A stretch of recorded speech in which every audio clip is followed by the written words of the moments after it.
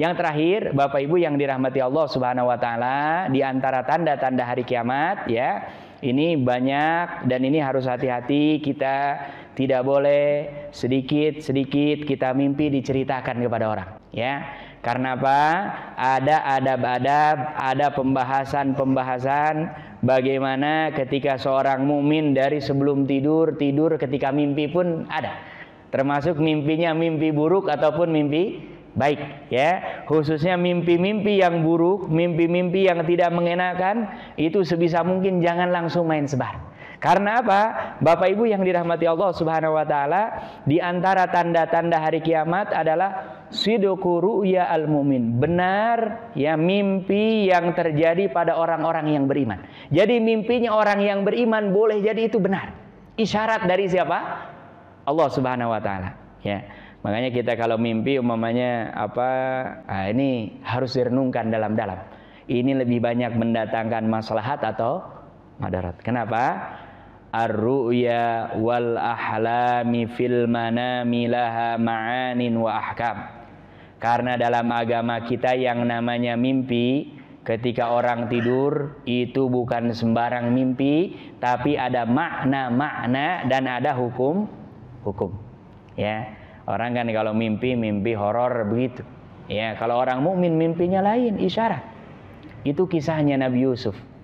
Suruh bagaimana nih kalau ada 7 sapi ini, itu dia tafsirkan ya. Dan ada kitab khusus ya, namanya Tafsirul Ahlam, tafsir bagaimana menafsirkan mimpi-mimpi ya. Ini ada seorang tabi'in yang ahli di bidangnya, dan sampai hari ini nampaknya orang-orang yang seperti ini yang bisa menafsirkan mimpi jarang. Termasuk Bapak Ibu jangan sembarangan menceritakan mimpi. Umpamanya apalagi mimpi yang tadi berupa isyarat. Saya tiap malam lihat ayam berkokok. Orang kalau ahli menafsirkan tahu, paham, dia akan tanya, ibu kerjanya apa, tinggalnya di mana, ini dia bisa. Tapi kalau orang seperti saya ditanya begitu ayam berkokok, ya mungkin dia lapar, kasih makan sudah. Orang nggak paham gitu, ya kan? Orang ayam berkokok biasanya lapar kalau dikandangin ya kan. Kalau dia lepas mah nggak mungkin, pergi aja nyari makan sendiri. Nah ini ada maknanya ya, ada maknanya. Makanya tidak boleh sedikit demi sedikit ya kita menceritakan mimpi-mimpi itu, apalagi yang sifatnya pribadi, nggak boleh ya.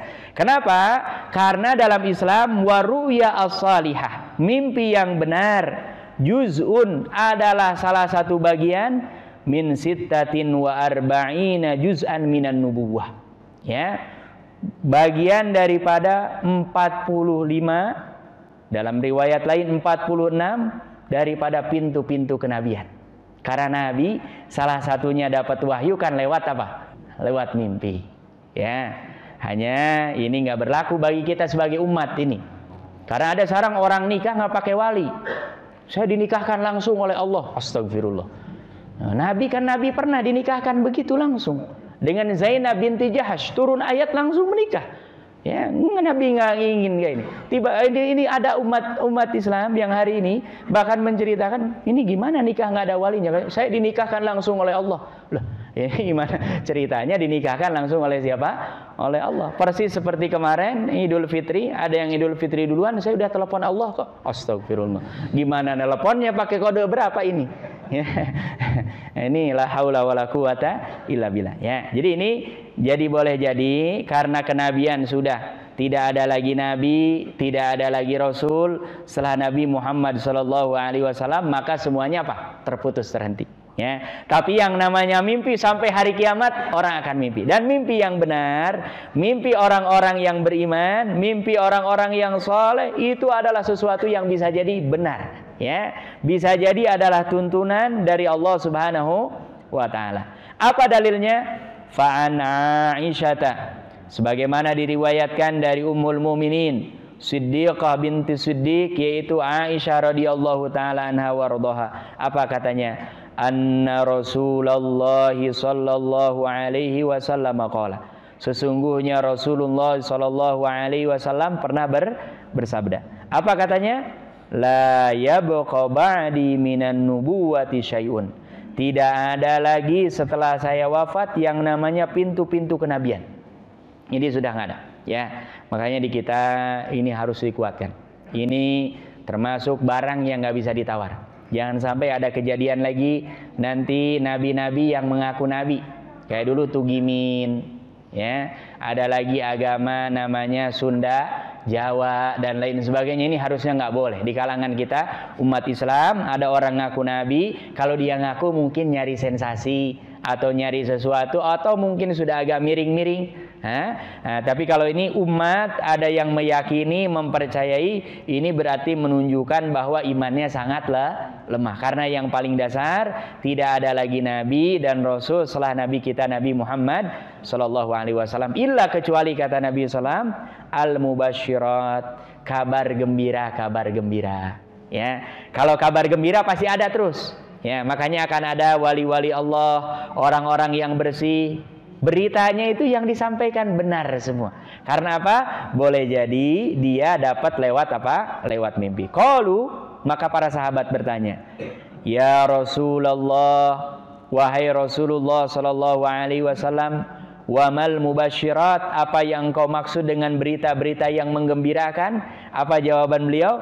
Ar-ru'ya as-salihah, yaitu mimpi yang baik. Ya, orang salih yang lihat dalam mimpi. Ya rohar rojul, yang mana mimpi ini dilihat oleh seseorang, auturolahu, atau boleh jadi Allah yang maksa menghadirkan mimpi. Ya, nah, makanya ini orang-orang yang beriman ketika dia bermimpi, ya, maka mimpinya biasanya mengandung makna dan mengandung apa? Berita yang mana bisa dijadikan patokan, walaupun kalau bertentangan dengan syariat maka syariat yang lebih kuat.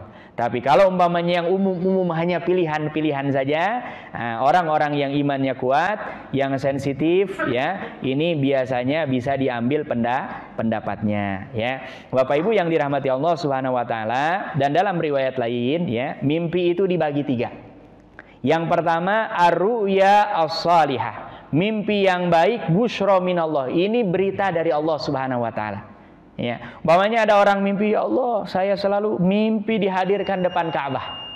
Ya, dan dia terjaga salatnya, terjaga ibadahnya, bahkan sering zikir, mengingat Allah. Ini busyra, ini kabar gembira dari siapa? Dari Allah Subhanahu wa taala, ya. Dan orang-orang yang seperti ini kadang-kadang nggak perlu menceritakan, ya. Karena apa? Karena kenikmatan seperti ini kalau kita ceritakan khawatir justru malah akan dicabut oleh Allah. Ya, kita kalau memang baik husnuzon saja bahwa ini adalah busyra, kebaikan, berita gembira dari siapa? Dari Allah Subhanahu wa taala. Wa ru'ya tahzinin, dan biasanya ada mimpi-mimpi yang bikin sedih terus. Ya, apa? Ini biasanya minasyaiton, dari siapa? Setan. Mamanya tiap mimpi selalu menakutkan, selalu menyedihkan, selalu membuat kita merasa tersiksa. Ini boleh jadi setan.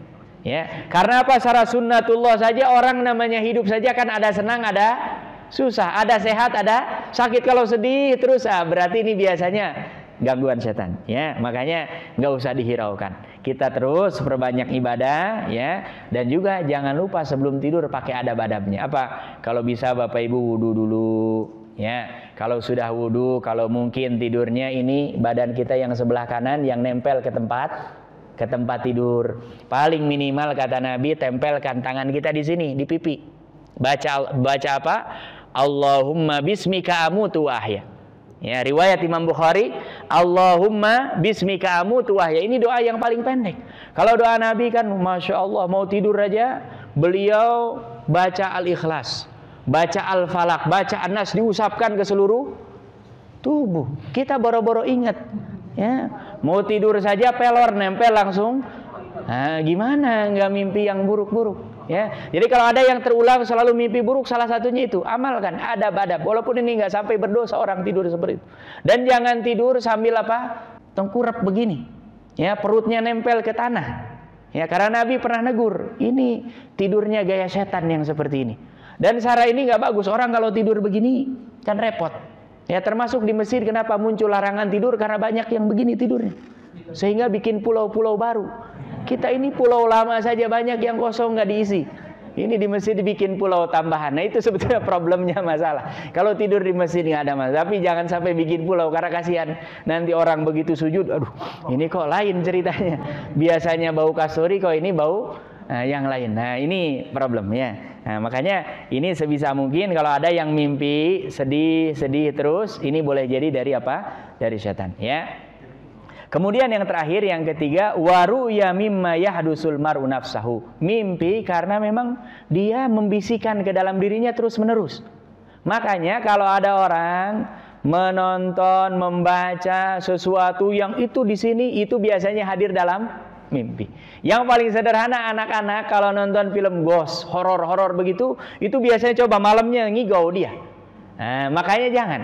Mimpi itu biasanya selain tadi boleh jadi kabar berita dari Allah, boleh jadi ini waswasatus syaitan, boleh jadi juga karena kita mengingat-ingat terus. Sesuatu yang direkam akhirnya akan masuk ke ruang bawah sadar ya. Makanya ini sebisa mungkin tadi kita baca adab-adabnya, ya minimal baca yang paling pendek ya doa tadi, bismika Allahumma ahya wa bismika amut. Dalam riwayat lain, dalam riwayat Imam Bukhari apa? Allahumma bismika amutu ahya. Substansinya sama, inti doanya sama, hanya yang meriwayatkan apa? Berbeda. Syukur-syukur Bapak Ibu yang dirahmati Allah, sebagian sampai hari ini saya pernah mendengarkan langsung ada orang tiap malam tidak pernah lepas baca surah Al-Mulk. Dan ada keutamaannya. Siapa yang setiap malam selalu membaca surah Al-Mulk, maka akan dihindarkan daripada apa? Kefakiran. Ada lagi yang tiap hari, tiap malam baca surah Mukhtarah, surah-surah pilihan, Yasin, Ar-Rahman, Al-Mulk, Al-Waqi'ah, ya, baca tiap malam sebelum tidur. Oh, ini luar biasa. Ini luar biasa, ya. Hanya ada yang meniatkan dia ingin pergi haji, tiap malam baca ini. 10 tahun didawamkan Ar-Rahman, Yasin. Datang ke ustadznya, ke kiainya, coba buka, tambah satu lagi surat Tanah. Karena apa? Dia 10 tahun gak berangkat-berangkat tuh haji. Ternyata subhanallah, begitu lihat, oh ada 2000 meter ini. Langsung tahun itu bisa daftar apa? Haji. Artinya apa Bapak Ibu? Haji gak bisa hanya modal Nah, harus juga ada ikhtiar yang lainnya ya, walaupun tidak sedikit orang yang tidak modal apa-apa ya. Jadi selain mendawamkan baca tiap malam surah-surah ya, kita juga jangan lupa harus punya surat apa? Nah, surat Tanah. Ini karena pasti surat Tanah nggak ada dalam Al-Quran. Itu surat Tanah. Ya, saya kira ini yang bisa disampaikan. Mudah-mudahan Allah Subhanahu Wa Taala senantiasa menjaga kita, senantiasa memelihara kita, senantiasa membimbing kita untuk semangat beramal soleh apapun, apalagi ibadah-ibadah yang memang Allah fardukan, ditambah dengan yang sunnah-sunnah yang dianjurkan. Kemudian juga mudah-mudahan Allah menghindarkan kita dari keburukan, dosa, kemaksiatan, apalagi nauzubillah kemusyrikan dan kekufuran. Dan mudah-mudahan kita semua yang hadir di sini, keluarga kita, seluruh kaum muslimin dan muslimat, tidak ada yang meninggal, tidak ada yang wafat kecuali wafat dalam keadaan husnul khatimah. Amin ya rabbal alamin. Subhanakallahumma wa bihamdika asyhadu an la ilaha illa anta astaghfiruka wa atubu ilaik. Wassalamualaikum warahmatullahi wabarakatuh.